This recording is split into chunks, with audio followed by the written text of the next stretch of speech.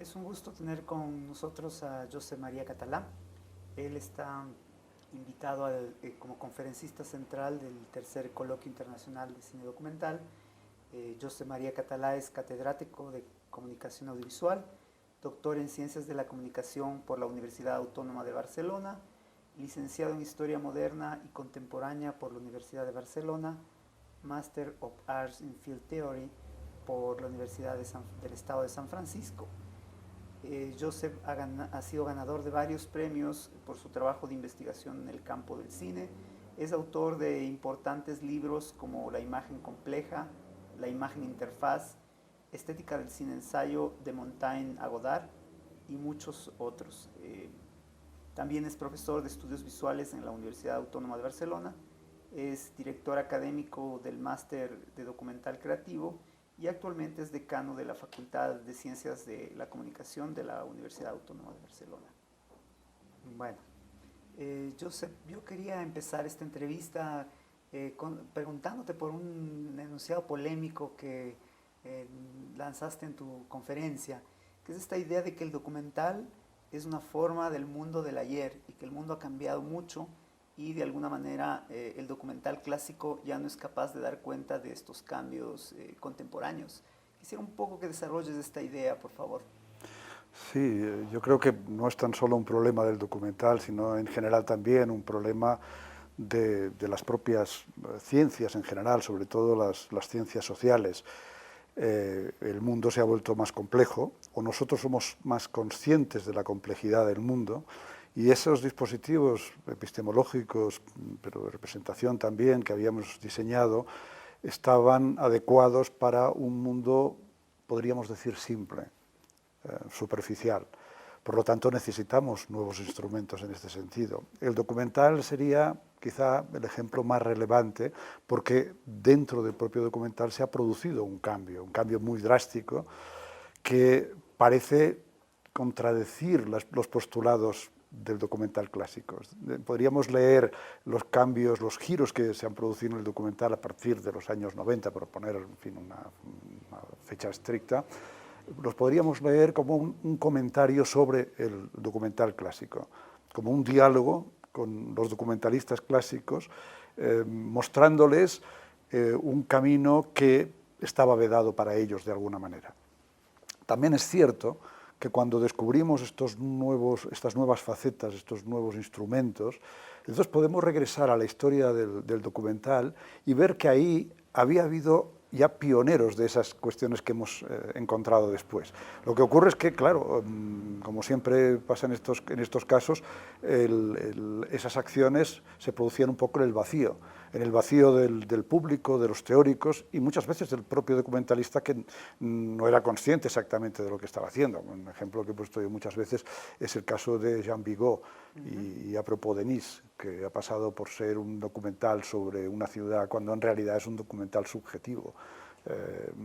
Claro, lo vemos ahora porque ahora sabemos cuáles son esas dimensiones de la subjetividad y podemos ver que Vigo estaba hablando de sí mismo a través de Niza.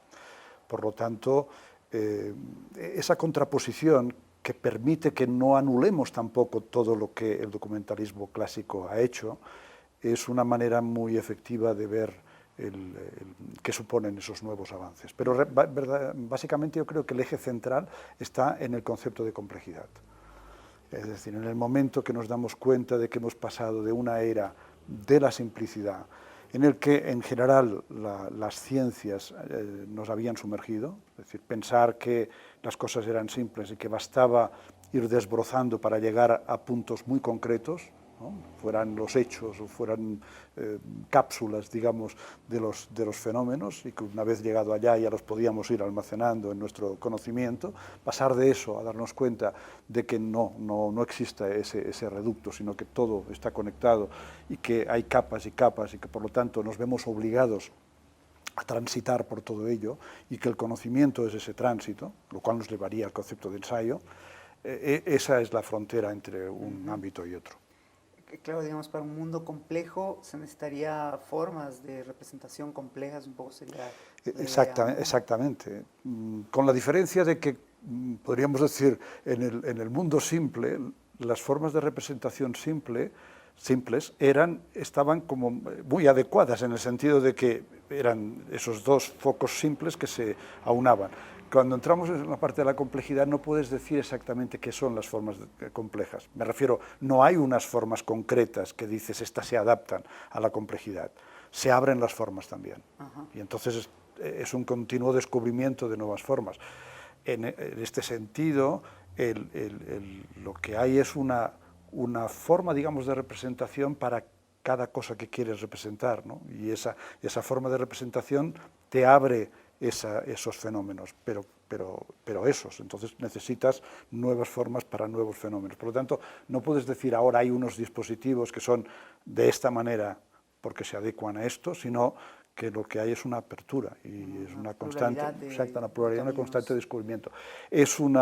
Digamos, es una situación más difícil porque obliga a un mayor trabajo, mientras que antes, y estoy hablando de antes, pero en realidad ese antes no ha terminado todavía, ¿eh? Yo creo que precisamente en la academia somos todavía prisioneros de muchas metodologías y de muchos conceptos estrictos que queremos aplicar mecánicamente, que demuestran que ese antes no ha terminado, que continúa. Pero antes, podríamos decir, uno tenía un método, adoptaba una metodología y esa metodología trabajaba efectivamente en una dirección y le daba unos resultados precisos. Ahora no hay una metodología, a lo mejor es un conjunto de metodologías o un descubrimiento de las metodologías para aquello que quieres hacer. Ventajas e inconvenientes hay en los dos lados. En el otro lado los resultados eran muy efectivos, muy ciertos, muy palpables, pero eran muy unilaterales. Ahora, por el contrario, son más difusos, pero también son más ricos. Ajá. Dentro de esta pluralidad que se mueve el documental contemporáneo para responder a esa complejidad, tú has hecho una especie de mapeo de posibles giros. Has hablado del giro subjetivo, luego del giro reflexivo, el giro emocional, el giro imaginario. Me gustaría que quizás puedas conceptualizar un poco estos giros, quizás poner unos ejemplos de este tipo de giros en términos de películas. Sí, en principio deberíamos pensar por qué giros, ¿no? Es un concepto que, en fin, se ha impuesto porque se habló también del giro lingüístico en un momento. Los giros quizá podríamos oponerlos a los modos. Nichols hablaba de modos, que eran modos dentro de un ámbito general que era el documental. Claro, el giro implica algo más que el modo, es un cambio mucho más drástico. Es decir, en cada uno de los giros es como si volviéramos a inventar el documental, mientras que antes esto no sucedía. Por lo tanto, debemos reparar en esa cuestión del giro. Está muy aceptado el giro subjetivo. En este sentido, creo que además es el que abre el nuevo documental. Realmente la puerta que abre el nuevo documental es esta entrada por la subjetividad. No sé hasta qué punto, digamos, se ha popularizado el concepto de giro reflexivo, pero que tiene que ver con el film ensayo y con una actitud reflexiva de todas las propuestas. Vemos claramente que las propuestas, sean las que sean, siempre en el fondo hay una voluntad de reflexionar sobre la realidad. Por lo tanto, el giro reflexivo está ahí. El giro subjetivo, en fin, los films autobiográficos, los propios films biográficos, el interés por el cine familiar, por las películas familiares, todo esto nos introduce en esta subjetividad. Los ejemplos, en fin, los conocemos todos, ¿no? En el caso del giro reflexivo, aparte de esta, digamos, de esta cuestión general que de alguna manera baña a todo el nuevo documental, está el film ensayo. Entonces, no sé, los film ensayos desde...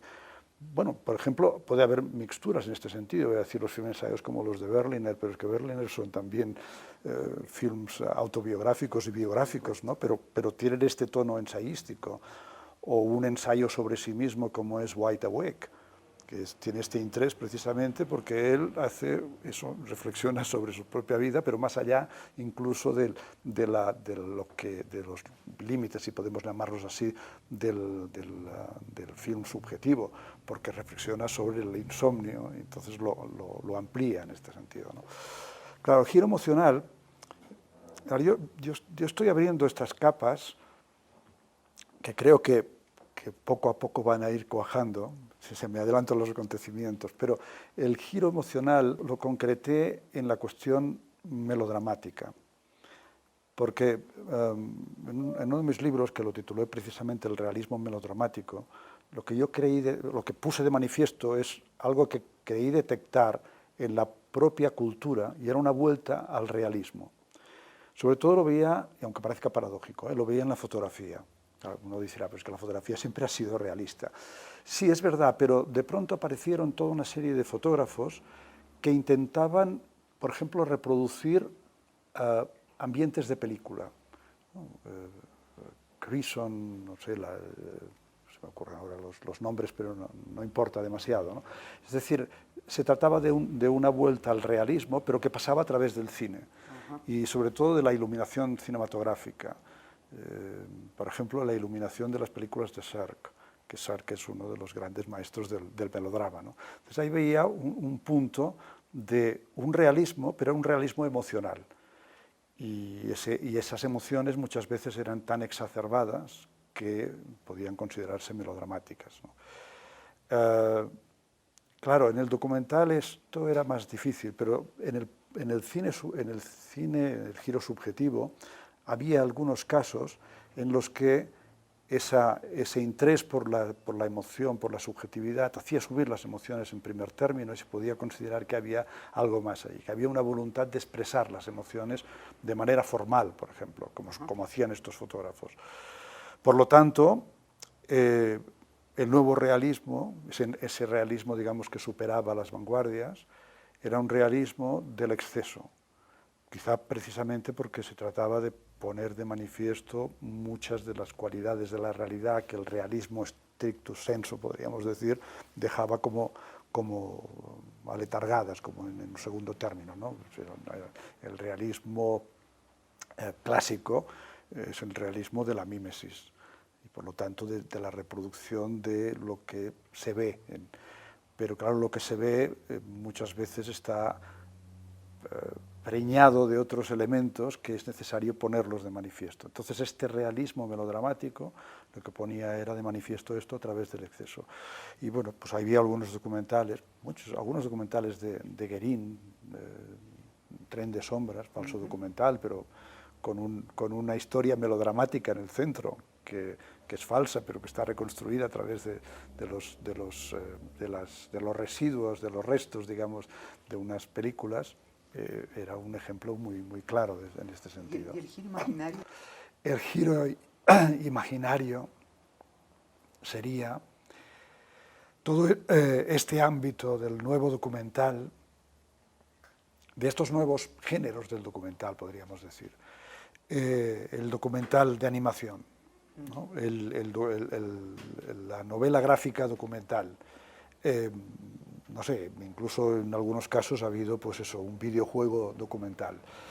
Es decir, que el documental, la idea de la mirada documental, de la estructura documental, del imaginario del documental, se proyecta en medios que en principio no están relacionados directamente con la realidad, tal como estaba relacionado el documental clásico, que la relación era fotográfica o neofotográfica, podríamos decir, ¿no? Por lo tanto, es el impulso fotográfico el que llega al documental y que el documental acarrea, y sigue habiendo, por lo tanto, ese nexo directo con la realidad específica, ¿no? En cambio, estos otros géneros tienen una mirada documental y una voluntad documental, pero en cambio utilizan otros elementos que están ligados con la imaginación. Aquí estarían los elementos imaginarios. Claro, también podríamos hablar aquí de toda la nueva tendencia de las webs documentales, que tan interesantes son y que tan relacionadas están con el ensayo, porque lo que en el ensayo expresa linealmente, pero la riqueza de enunciación del ensayo se expande de pronto en el espacio, en la web documental, y organiza estas especies de conexiones, etcétera, etcétera. Por lo tanto, ahí, en el punto de que hay que encontrar sistemas de interfaz que sean capaces de expresar los contenidos o las relaciones entre estos contenidos, hace que la imaginación tenga que estar en primer término. Entonces ahí estaría el giro imaginario. Y ahora en el seminario, en el coloquio, Tú nos has puesto otra tarea para pensar y es la posibilidad de pensar en un giro alucinatorio. Has hablado de dos categorías muy inquietantes y provocativas, que es el de etnografías alucinadas y el onirismo epistemológico. Ahí tenemos dos conceptos que me gustaría Sí. que desarrolles. Aquí abrimos un nuevo territorio. En realidad he dicho antes que todos estos nuevos giros eran giros drásticos y que por lo tanto abrían territorios, pero aquí sí que realmente estamos abriendo un nuevo territorio.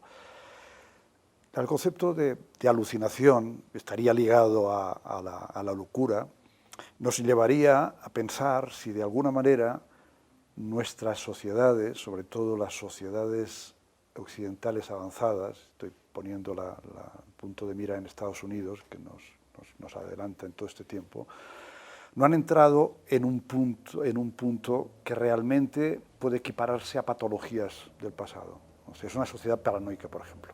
Claro, cuando antes hablábamos de paranoia, estábamos hablando de enfermedad mental, pero ahora tenemos una paranoia social. Entonces, claro, si la paranoia social ya no puede considerarse estrictamente enfermedad, es un punto en el que los conceptos de la enfermedad se han incrustado en el proceder social, político, porque también hay cuestiones ideológicas ahí. Y eso es lo que me hizo pensar a mí en la aparición de miradas que tuvieran que ver con esto, que por lo tanto no estuvieran ligadas a la patología, sino a la manera en que esa patología se ha convertido en instrumentos de estructuración social y de pensamiento y de imaginación. Y claro, vi, sobre todo, empezando a estudiar a Herzog, ¿no? Porque tuve que escribir un artículo sobre el paisaje en Herzog. Y entonces ahí me di cuenta de que Herzog realmente estaba provocando paisajes alucinantes.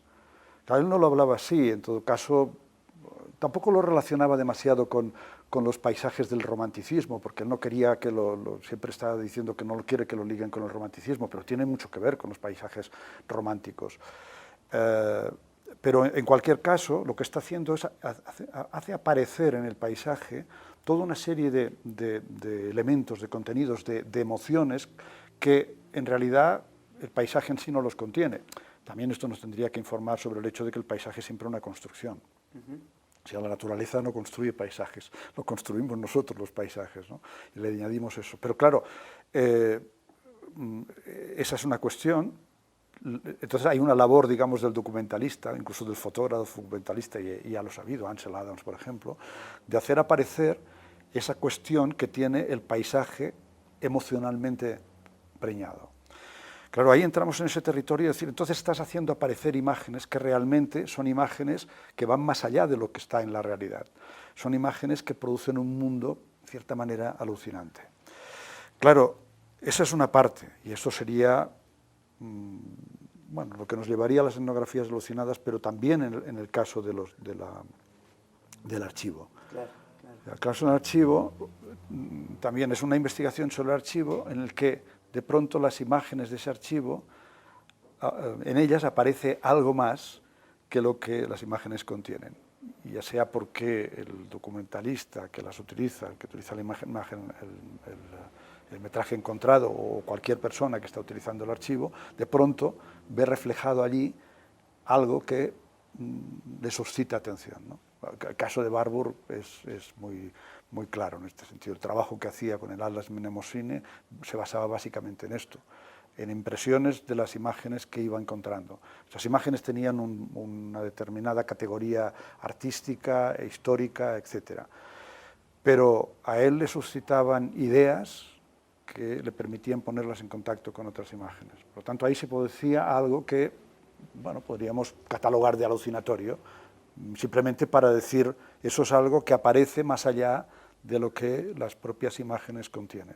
Entonces, bueno, en este sentido yo intenté poner, digamos, en contacto el mundo de la etnografía dirigida a la propia realidad, en el caso del paisaje sería un ejemplo, pero podríamos aplicarlo a otros ámbitos, y el caso del archivo.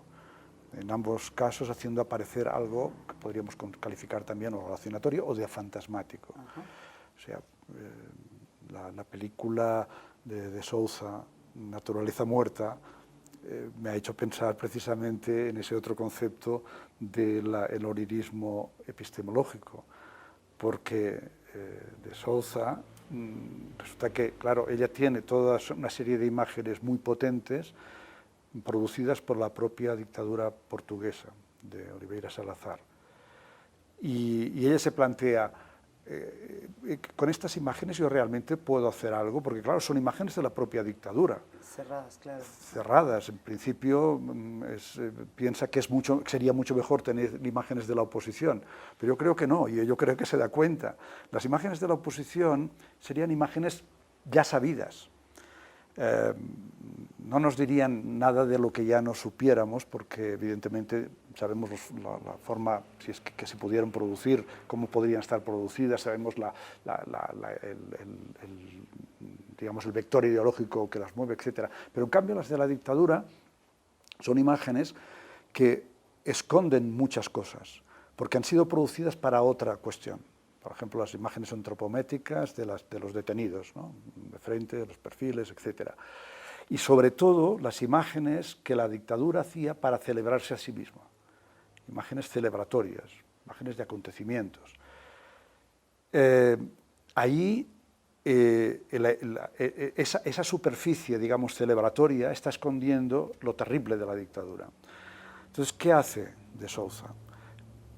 Oniriza las imágenes, o sea, les convierte en un sueño.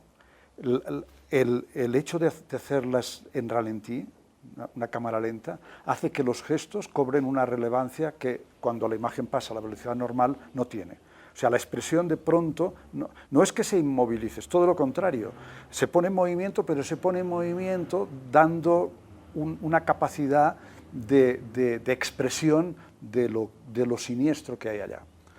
Entonces, con esta aplicación de ese onirismo que la propia música también introduce, hace que comprendamos lo de siniestro que tenía la dictadura. O sea, esa condición de lo siniestro yo creo que es muy importante, porque nos revela esos elementos escondidos, nos desfamiliariza. Muchas veces, claro, tenemos en castellano, pensamos lo siniestro es siempre algo negativo, pero lo podemos relacionar perfectamente con el distanciamiento de Brecht o de los formalistas, el extrañamiento. Es decir, es algo familiar que de pronto se convierte en otra cosa, que descubres algo más allá, que no lo habías establecido, no lo habías detectado.